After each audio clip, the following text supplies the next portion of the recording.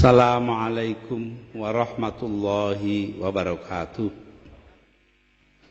Bismillah walhamdulillah wassalatu wassalamu ala rasulillah Sayyidina Muhammad bin Abdullah sallallahu alaihi wasallam wa ala alihi wa sahbihi wa man tabi'ahu wa nasarahu wa wala wala hawla wala quwata illa billah.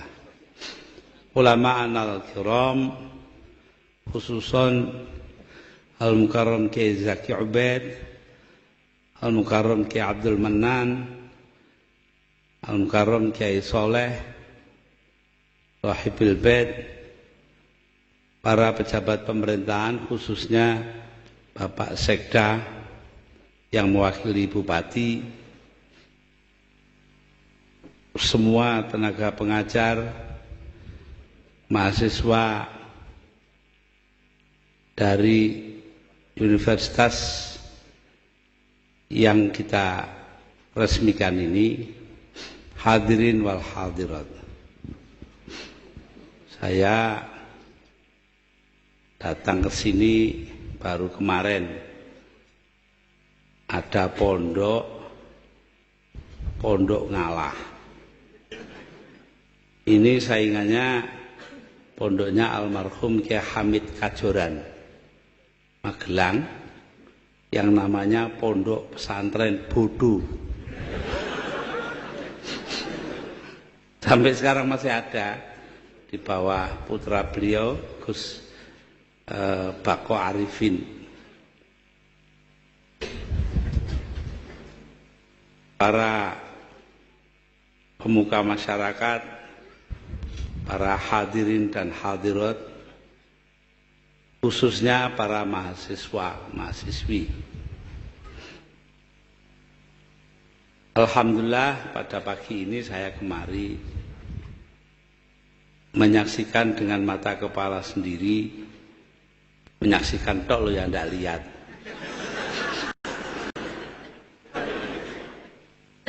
Itu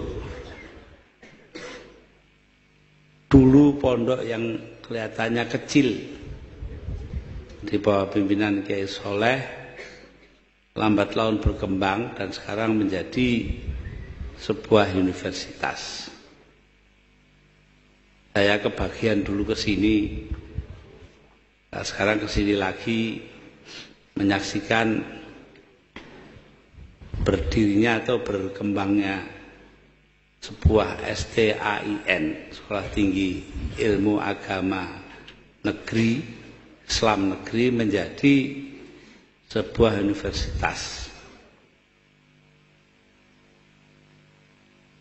Ini sangat menggembirakan. Lebih-lebih menggembirakan lagi kalau diingat bahwa lembaga pendidikan yang berbentuk universitas ini tempatnya di desa, jauh dari mana-mana. Ini juga sesuatu yang harus diperhitungkan sebagai kelebihan. Lebih-lebih lagi bahwa ini adalah multi agama, sesuatu yang saya perjuangkan seumur hidup. Nah ini ada romo, ada pendeta, ada yang lain-lain, Hindu segala macam itu. Insya Allah semuanya akan berkembang menjadi sesuatu yang memenuhi kriteria paling utama dalam Islam.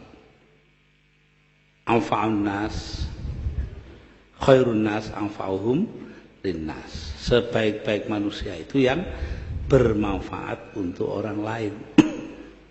Nah, mudah-mudahan di sini ketemu manfaat itu. Tidak peduli siapa yang mau, dikatakan nas kok. Semua manusia loh kan. Jadi tidak peduli agamanya apa, asal-usulnya bagaimana. Ini artinya disinilah demokratisasi itu dijalankan. Mengapa? Karena demokrasi itu pada dasarnya cuma mengenal dua macam sifat. Sifat pertama kedaulatan hukum. Jadi kalau hukum berjalan dengan baik, itu berarti sudah demokratis. Nah, kiainya ya tentu ikut hukum fikih, nah, itu kan ya hukum juga. Yang kedua, perlakuan yang sama kepada sesama semua warga negara di hadapan undang-undang walaupun asal-usulnya saling berbeda. Beda keyakinan, beda agama, beda ras, beda bahasa ibu, beda tingkatan ekonomi, ya beda apa sajalah. Jadi karena itu ya kita berharap mudah-mudahan lembaga pendidikan ini akan berkembang. Tadi kita dengarkan ayat Al-Quran, wa ma arsalnaka illa rahmatan lil alamin. Di beberapa buah tafsir, rahmatan itu bukan karunia, tapi dibaca silaturrahimi, persaudaraan. Nah, mudah-mudahan di tempat inilah terjadi persaudaraan di antara sesama umat manusia. Alamin di sini ail bashar, manusia, bukannya kok isinya alam semua, bukan. Tetapi manusia, persaudaraan di antara sesama manusia. Ini wa ma arsalnaka illa rahmatan lil alamin. Disinilah terletak arti daripada lakum dinukum waliyadin. Bagi kalian agama kalian, bagiku agamaku. Tiap orang berhak mengikuti cara masing-masing. Beberapa hari yang lalu saya dapat kiriman CD compact disc dari Kiai Haji Ahmad Mustafa Bisri di Rembang. Isinya adalah tembang bahasa Tegal. Tembangnya siapa? Tembangnya seorang yang dianggap kejawen. Saya simpan di rumah. Saya tulis tulisan di koran. Saya katakan bahwa saya dapat sangat terpengaruh. Mengapa? Karena betulnya kejawen dan orang seperti saya itu sama. Sama dalam hal kalau status itu semua sama banyak, saya kira sih tidak masalah. Tapi sama dalam hal keyakinan. Saya orang santri, kalau tadi Kiai Soleh bicara bahwa santren Thariqat Qadiriyah Naqsyabandiyah itu dikembangkan di sini, maka saya ini sebagai orang Tebuireng itu diwarisi Thariqat malah lebih macam-macam. Ada Qadiriyah, ada Naqsyabandiyah, ada Syadziliyah, ada Syattariyah dan sebagainya. Jadi lebih beraneka ragam. Tetapi satu yang saya tidak, yaitu ikut wahdatul wujud, wahdatul syuhud, sebuah aliran tarekat yang diajarkan oleh Ibnu Arabi. Kenapa? Karena saya tunduk dan menghormati syariat Islamiyah. Pokoknya saya menentang undang-undang dasar Piagam Jakarta dimasukkan dalam undang-undang dasar 45, tidak berarti bahwa saya ini tidak ikut syariah. Syariah yang menetapkan, yang menjalankan masyarakat, bukannya negara. Ini kita harus jelas betul. Ini disahkan oleh Muktamar Nahdlatul Ulama di Banjarmasin pada tahun 1935, 10 tahun sebelum proklamasi kemerdekaan. Nah, jadi di situ diputuskan untuk menjalankan syariat Islamiyah atau ajaran agama tidak diperlukan negara Islam, titik. Ini ada di buku yang ditulis oleh Pendeta Einar Sitompul, dulu Sekretaris Huria Kristen Batak Protestan, sekarang menjadi kepala Badan Litbang PGI, Persekutuan Gereja-Gereja Indonesia. Nah, dari sinilah bahwa Islam itu tidak harus formal. Ya seperti Kiai Soleh inilah diwujudkan dalam bentuk lembaga pendidikan. Ini yang saya ikuti ketika PKB, Partai Kebangkitan Bangsa, didirikan. Itu ada seseorang membuatkan lagu Mars PKB dan himne PKB. Siapa yang buat? Seorang beragama Protestan bernama Alfred Simanjuntak. Itu saking adrenge kita ini, ya bermacam-macam asal usul lah. Nah, jadi di sini kita harus lihat bahwa masalah ini adalah masalah yang harusnya berjalan otomatis dalam kehidupan kita. Saya merasa berbahagia berada di sini karena melihat bahwa yang menjadi ajaran tadi almarhum yang disebut semua saudara sing nok pasar sing nok ndi dulur kabeh. Ya itu sudah. Lah orang tua kita itu begitu kok pandangannya. Waktu saya kecil di Tebuireng itu saya tiap hari main-main di sebuah rumah di Cukir, kira-kira ya sekilo lah dari rumah saya di Tebuireng, yang punya orang Katolik. Saking dekatnya, akhirnya rumah itu jadi gereja. Dan kalau coro santrinya diwakafkan. Ya lah iya, untuk kepentingan agama. Terus nggak tahu saya kenapa oleh pengurusnya dioperkan kepada Bapak Muhammad Yusuf Hashim, paman saya. Jadi rumah beliau saya tinggalnya di situ. Di Tebuireng itu kan kalau nemoni tamu.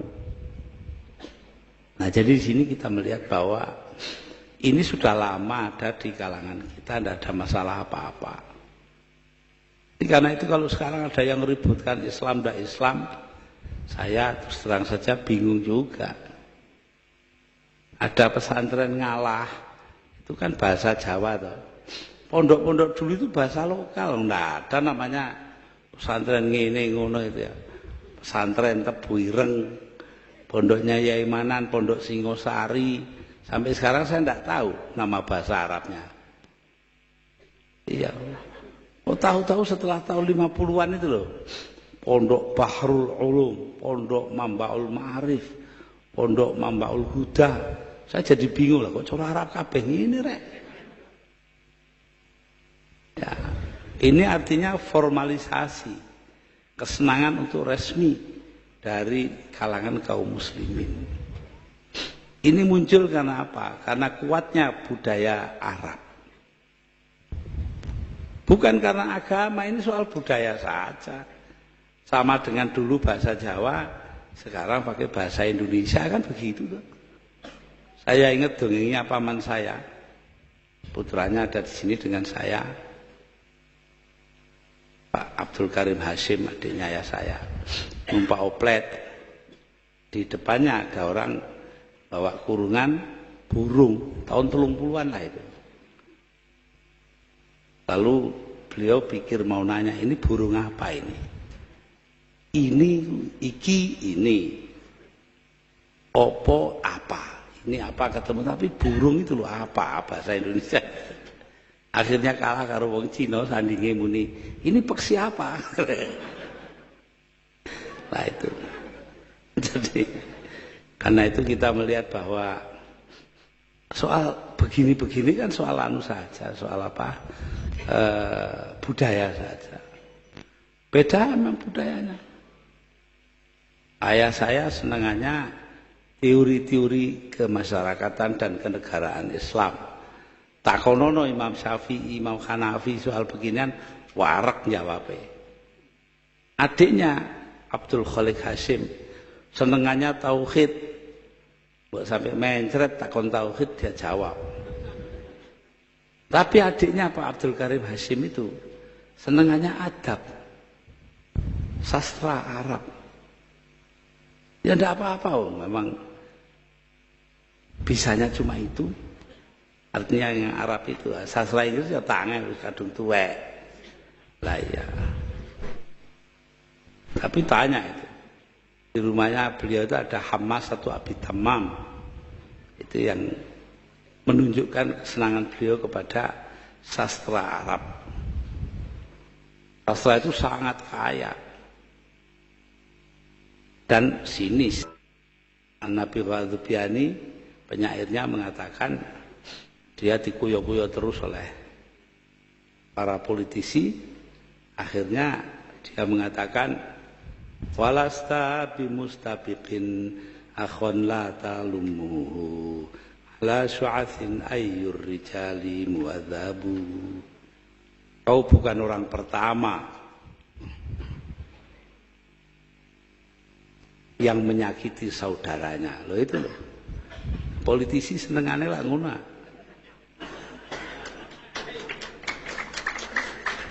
Mesti nyakiti saudaranya itu. Ala syu'athin ayyur rijali muadzabu.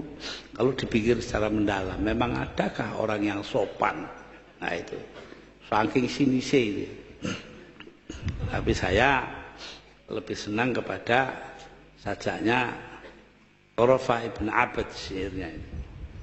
Dia mengatakan, walastu bihallalitila'i makhofatan walakin mata yastarfidil qawmu arfidi.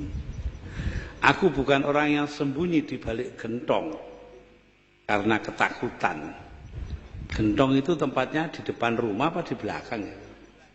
Nah, biasanya di dapur. Lah orang yang sembunyi di balik gentong di dapur entek-entekan oleh weden. Nah, ini katanya Torofa loh. Walakin mata yastarfidi arfidil qaumu arfidi. Tetapi kalau kaumku minta pertolongan akan kutolong loh ini. Karena saya tidak berada di gentong, di balik gentong ya saya kalau kaum saya minta tolong saya tolong. Kalau perlu toh mati nyawa loh. Ini Torofa ibn Abad sudah begitu.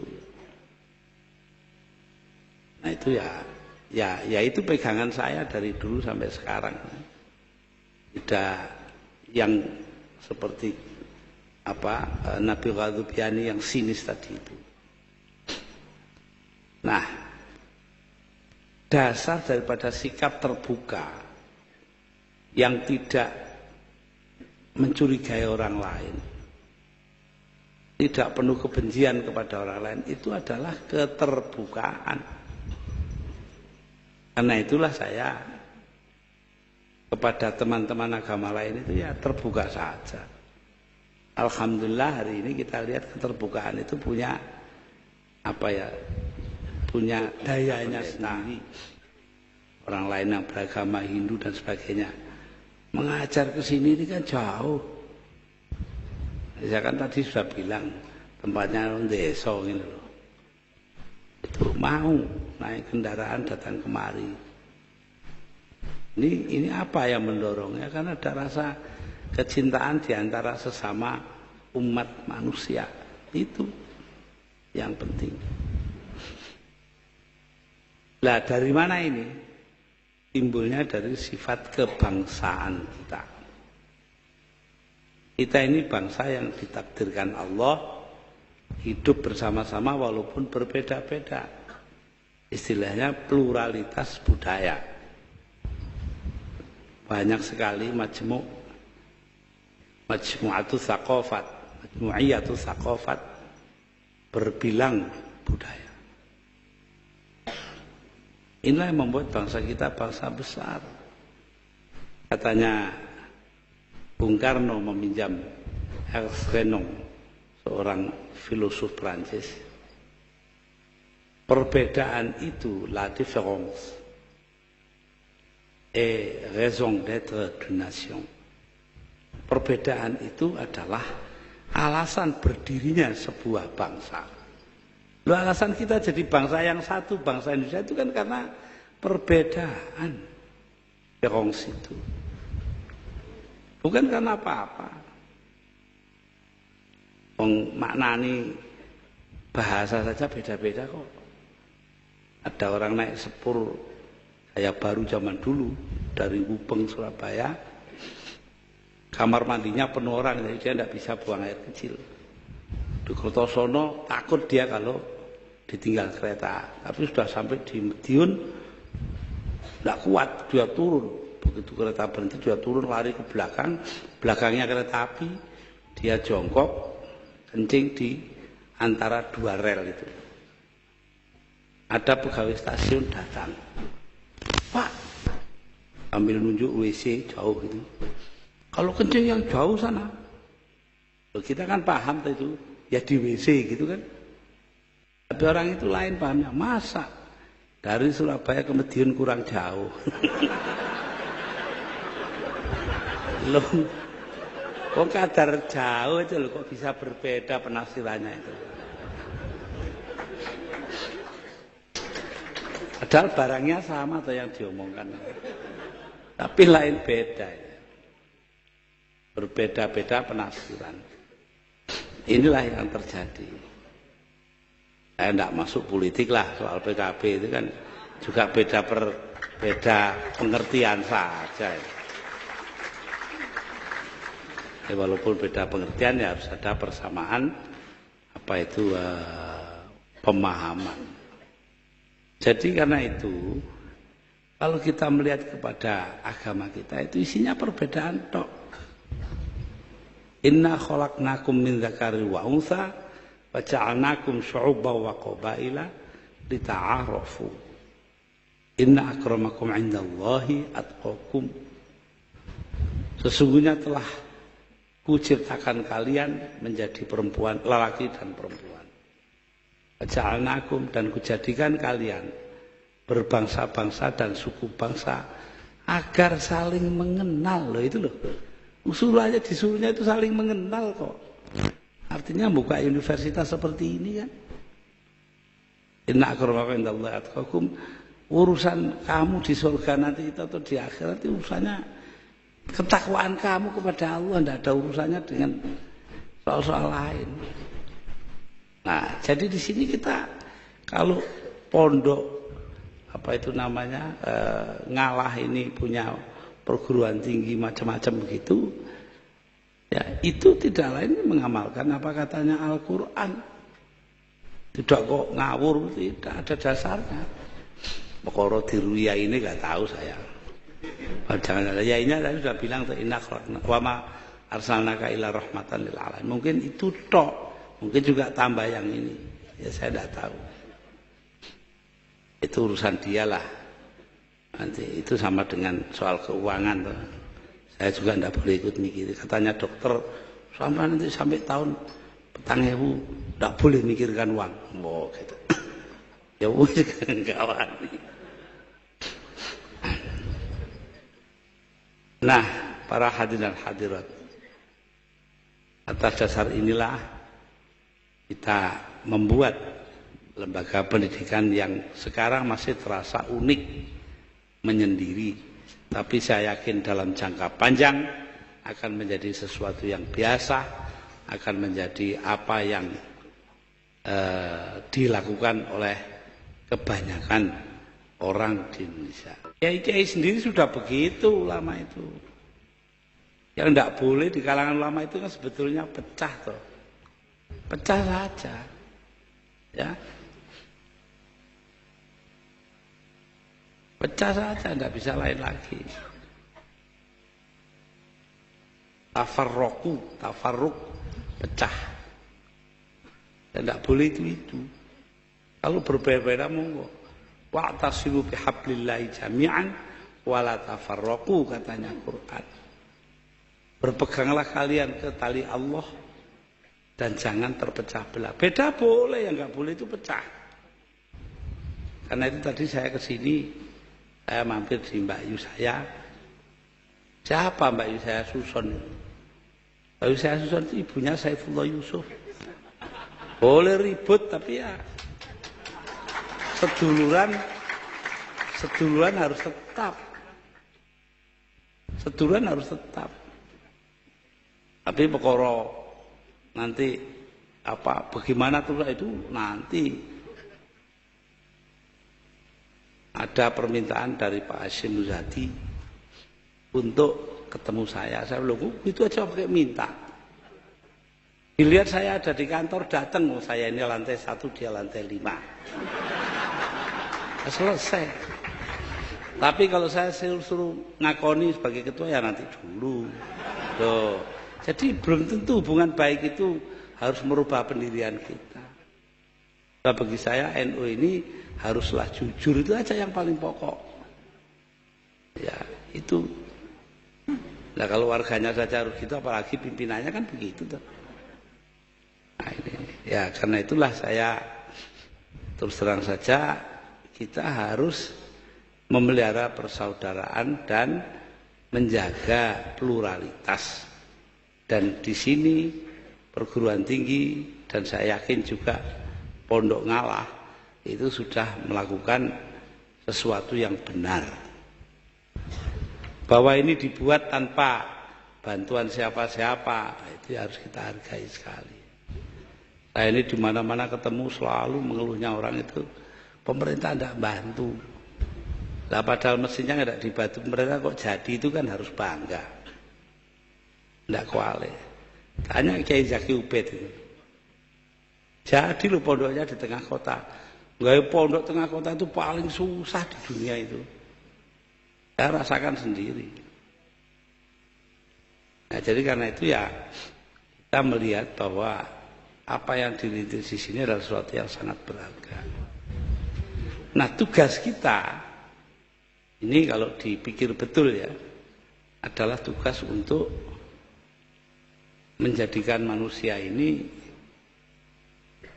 hidup pertama demokratis, yaitu berdasarkan kedaulatan hukum dan mempunyai perlakuan sama kepada setiap warga negara terlepas dari perbedaan-perbedaan mereka.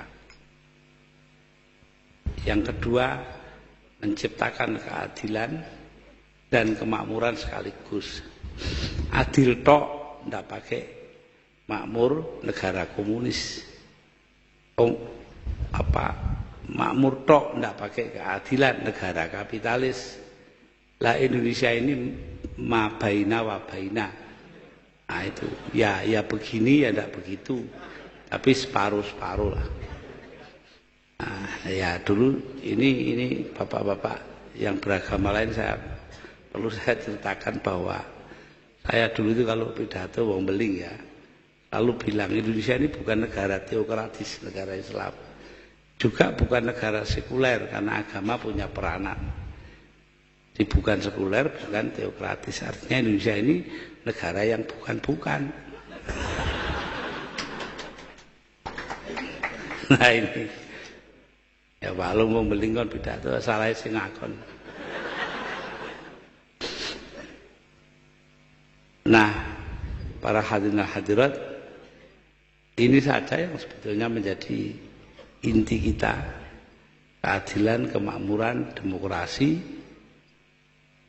Ini yang persatukan kita, bersamakan kita. Satu yang ingin saya rembuk di sini, saya kemukakan. Banyak pertanyaan kepada saya, Pak, di kampung saya ada gereja. Ya baik toh. Enggak Pak, itu orang Kristen itu lebih piye.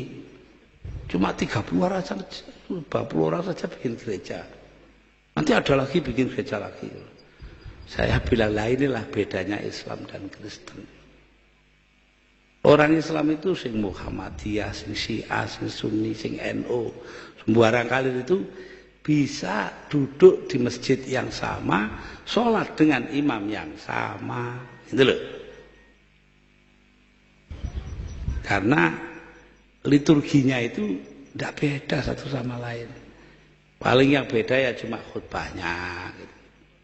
Ada orang sarang di pantai utara Jawa Tengah itu punya anak dipondokkan di Mekah zaman dulu.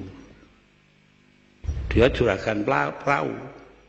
untuk mondokkan anaknya, tiap tahun dia jual perahunya. 5 tahun anaknya pulang karena bapaknya kentean perahu. Lah begitu pulang disuruh khutbah Jumat. Alhamdulillah, biasa ini Muhammadiyah ini. Si cidok kan gitu tuh. Alhamdulillah, NU ini loro. Alhamdulillah, lah kok telu. Alhamdulillah 4, bingung dia orang tuanya. Alhamdulillah 5, bangkit bapaknya bangun. Kurang ajar, perahu 5 kamu tuker. Alhamdulillah 5.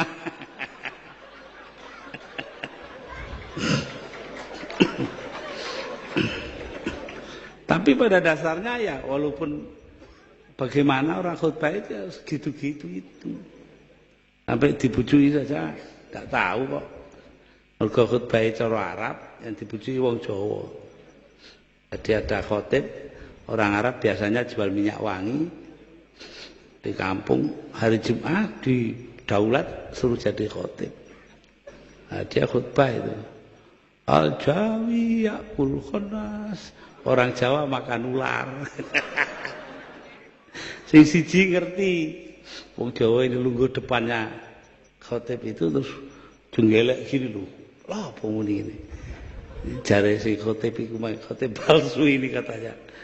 Li khamsun. Ana salasun wa anta isrun. Saya akan dapat 50.000. Saya 30, kamu 20.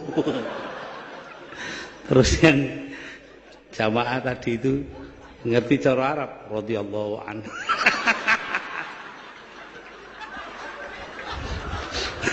Badar kabeh cuma. Ya, jadi di sini ya salah paham tuh setiap bahasa ya punya. Ada orang Arab kawin dan orang Madura ya. Sing Arabe alu, sing wedoke sari rapet wong Madura. Jadi malam pertama Arabnya nekat terus sing wedok sakit Tuhan. Ah wong Purwosari kan tahu tuh sakit itu sakit. Katanya si suaminya, wallahi anak Arab tulen bukan sekek. Ngaku sih kayak itu piye. Kalau kita perbedaan-perbedaan kita terus-teruskan wah susah ini. Saya suka ngaji orang Sunda. Orang Sunda itu di stasiun Cirebon lama nunggu di depan WC kakus. Dibuka orangnya keluar dari dalam sambil masang celononya keluar. Lah si Sunda ini kan orangnya halus, atos, maksudnya atos itu sudah gitu. Si Jawanya salah paham. Oh, atos mencret tuh.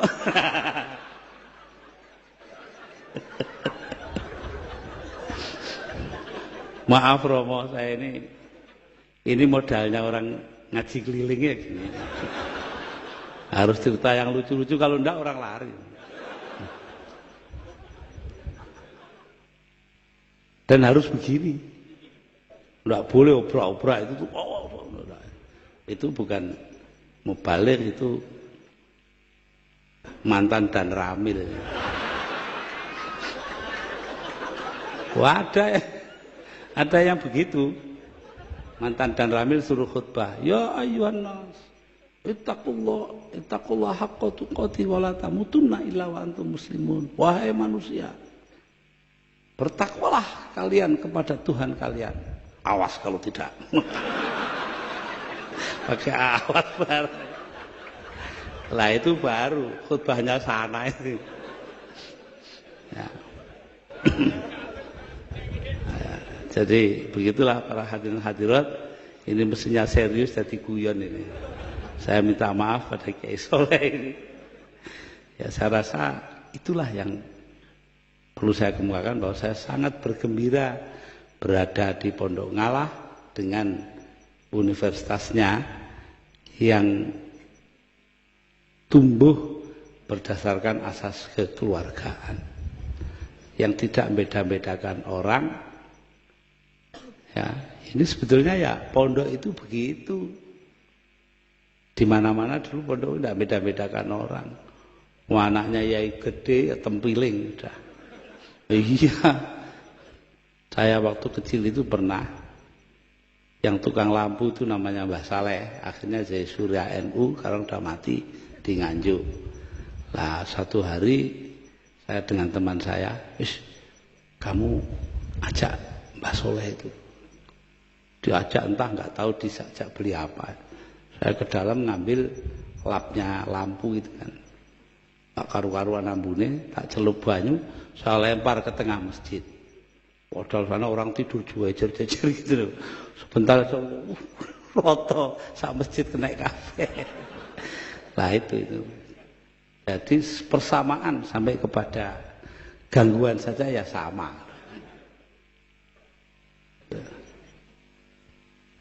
Ya memang begitu itu. Gunanya supaya orang tidak bosan. Itu pernah ngaji posoan di Masjid Tebuireng. Saya lihat ngantuk semua bulan puasa itu. Saya bilang, konco ini orang Jawa itu, wong Jawa itu senengane dot didadekno lam. Contohnya murtadha dadi murtala. Ramadan dadi ramlan. Fardu dadi perlu. Sampai wadu itu loh tempatnya air bekas wudu namanya wulu. Loh. Sopo sing ngeruh asale suru untuk nyendoki bubur itu loh.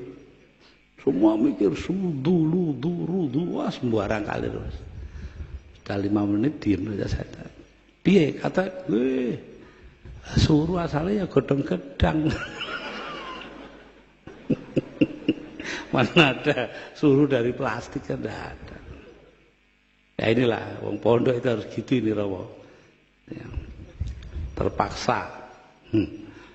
Nah, dalam kita bergembira seperti ini dan mengingat bahwa tugas kita itu adalah menciptakan persaudaraan, arahnya itu ya kalau dirumuskan saya ini wong NU ya, yaitu ya la kalimatillahillati hiyal ulya, itu saja.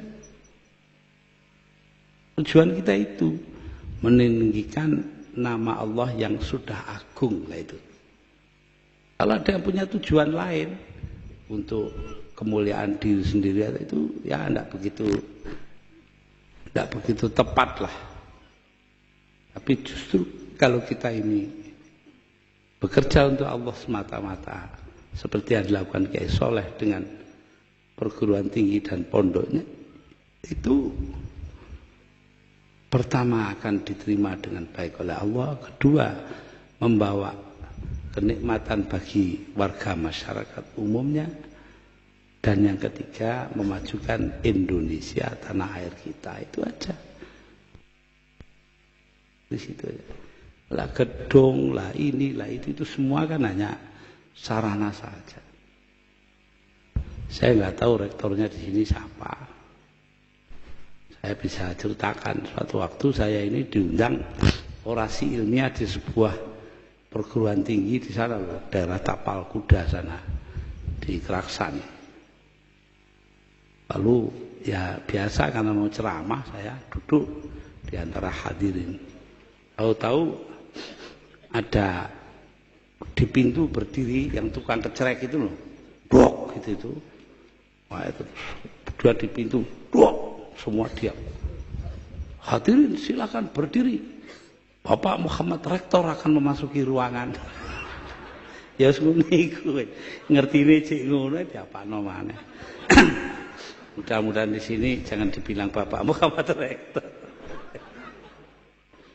Walaupun kadang-kadang ya begitu itu kan. Ya bedakan orang itu tidak banyak. Ada rektor sebuah perguruan tinggi, saya diberitahu orang karena itu saya tidak percaya, tapi akhirnya disuruh berdiri di belakangnya waktu menyanyikan Indonesia Raya ini. Tahu-tahu sang rektor ini apa nyanyinya? Indonesia siapa itu? Gimana ini? Belum nanti kiai jadi rektor. Sehabis jadi apa itu namanya inspektur upacara Menwa, resimen mahasiswa, dia turun untuk memeriksa barisan kehormatan. Sana komandan upacaranya ada di pojokan. Begini, kiainya datang, baik nak, baik. Ini bingung komandan upacara. Salaman tak ambek ya ini. Ya itulah. Jadi orang memang dibawa kebiasaannya sendiri-sendiri. Ya disinilah tempatnya kita menerapkan ukuran-ukuran yang sama bagi setiap orang. Jadi jangan dilihat bingungnya sang komandan upacara. Lihatlah bahwa dia masih takzim kepada ulama, itu yang penting kan itu. Begitulah para hadirin dan hadirat, saya yang dibilang orasi ilmiah itu sama sekali tidak ilmiah. Ya, kenapa? Karena ya saya tahu bahwa yang ada di sini itu tidak semuanya orang-orang yang pernah di perguruan tinggi. Memang nasib saya Romo, pidato di 5 tempat bahasanya lain-lain lah itu. Bahasa teleseran seperti di sini. Nah, iya toh. Terus nanti bahasa seminar ada sendiri. Kemarin saya di Semarang PGRI seminar. Nanti pidato di PBB pakai bahasa lain, bahasa Inggris umpamanya. Lalu pada kiai-kiai orang Arab ya harus bahasa Arab, kalau tidak dihargai.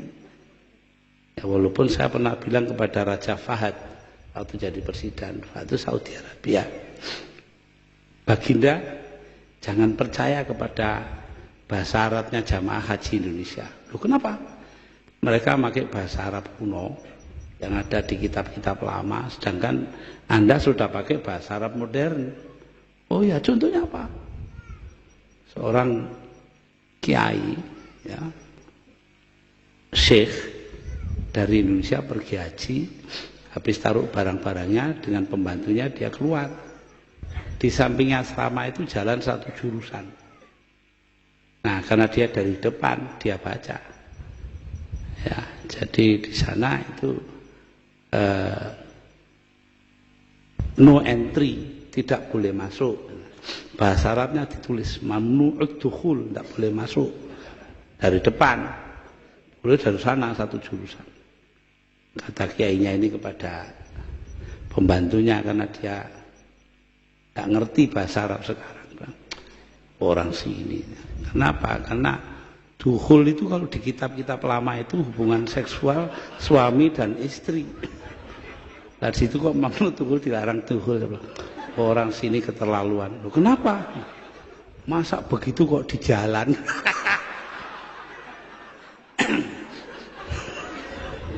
Raja Fahad ngoyo kepingkel-pingkel. Setelah sampai kembali di Jakarta, seminggu kemudian saya dapat surat dari seorang warga negara Saudi Arabia. Terima kasih Anda telah membuka mulutnya raja kami. Semenjak jadi raja tidak pernah buka mulut itu. Nah ini. Nah itulah rojo ketemu tukang banyol ya begitu.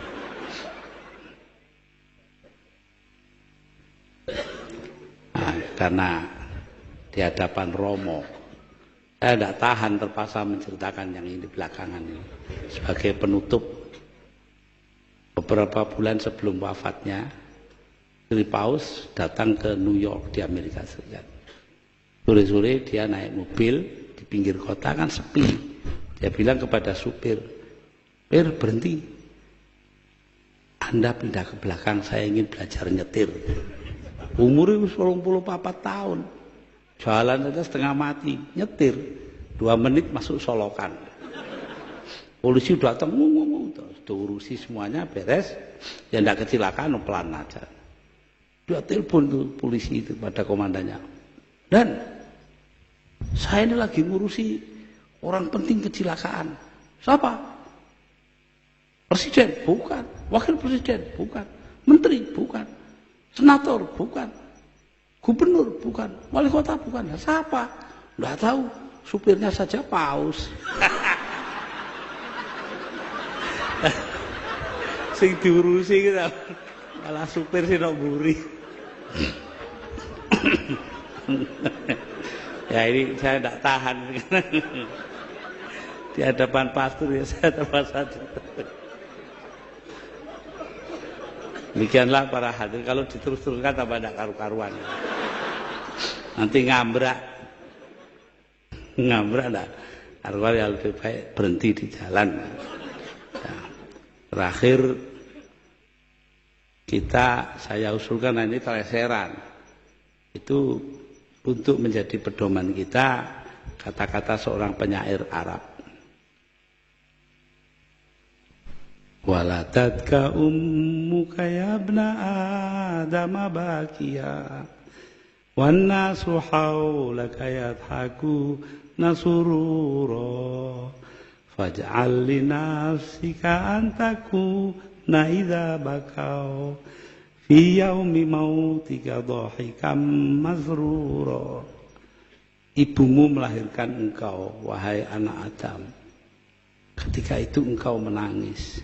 Tidak ada bayi lahir, tidak ada. Wan nasu haulaka yadhakuna surura, manusia sekitarmu semuanya tertawa gembira. Oh, bayinya lahir selamat gitu ya. Waj'al li nafsika an takuna idza bakau, karena itu buatlah dirimu ketika mereka menangisi engkau di hari kematianmu. Loh itu. Dhahika masrura, engkau sendiri yang tertawa karena gembira. Itulah hidup, itu esensinya di situ. Jadi ini yang saya minta supaya padanya ini itu semua arahnya itu satu, berbuat baik untuk orang lain. Khairun nas anfa'uhum linnas. Saya rasa demikianlah yang perlu saya kemukakan, karena memang saya kemari ini untuk ada hal lain yang ingin dilakukan, yaitu untuk ikut di dalam pertemuan silaturahmi antara sesama kiai. Nah, ini kalau disuruh nutup itu bingung ya. Kenapa? Karena NU itu dulu miliknya kan wabillahi taufik wal hidayah. Sekarang dipinjam Golkar. Susah setengah mati saya ini.